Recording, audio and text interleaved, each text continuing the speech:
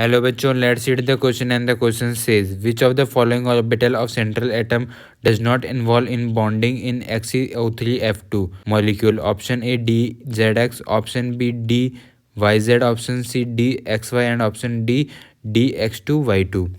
तो सबसे पहले हम XeO3F2 का हाइब्रिडाइजेशन निकालते हैं। हाइब्रिडाइजेशन कैसे निकालेंगे? वो होता है हमारे पास half into number of valence electron plus number of monovalent species minus उसके अंदर कितना चार्ज है मॉलिक्यूल के ऊपर। अब यहाँ पे XeO3F के लिए निकालते हैं तो Xe जो हमारा जीनन उसके आउटर मोस्ट इलेक्ट्रॉन कितने हैं, वो तो हमारे पास 8। इसके बाद यहाँ पे मोनोवेलेंट स्पीसीज कितनी है, O की बात करें तो ये तो डाइवेलेंट स्पीसीज है।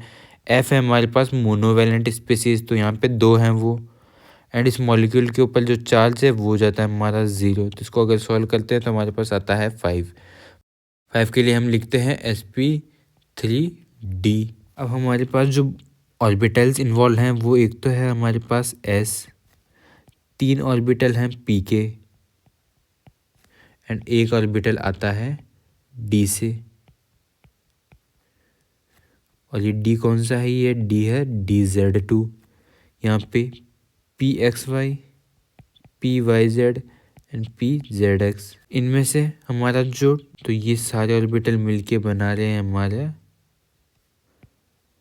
Sigma bonds. अब इसके बाद जो हमारे डी के हैं dxy dzx एंड dyz, ये तीनों मिलके बना रहे हैं हमारे पास जो है पाई बॉन्ड्स फॉर्मेशन के अंदर रोल प्ले कर रहे हैं अपना। क्योंकि XeO3F2 का हाइब्रिडाइजेशन sp3d, तो इसका जो स्ट्रक्चर हो जाएगा वो होगा ट्राइगोनल बाइपिरामिडल।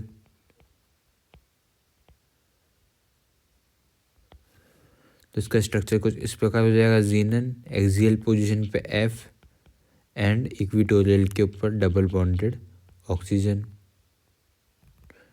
इसमें से जो हमारे सिग्मा बॉन्ड्स हैं वो तो बना रहे हैं S, pxy pyz and pzx and dz2।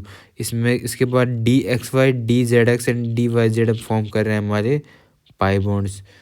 तो ऑप्शन ए की बात करते हैं dzx, तो ये तो हमारा पाई बॉन्ड फॉर्मेशन में यूज़ हो रहा है। ऑप्शन बी की बात करते हैं ydz and option C dyx, तो ये भी हमारे पाई बॉन्ड फॉर्मेशन में यूज़ आ रहे हैं। ऑप्शन डी में दिया है dx2y2, तो ये यूज़ नहीं आता है किसी टाइप के बॉन्डिंग के अंदर।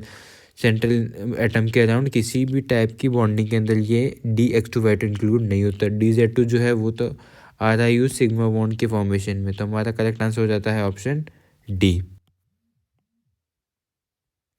Hope understood it well, all the best.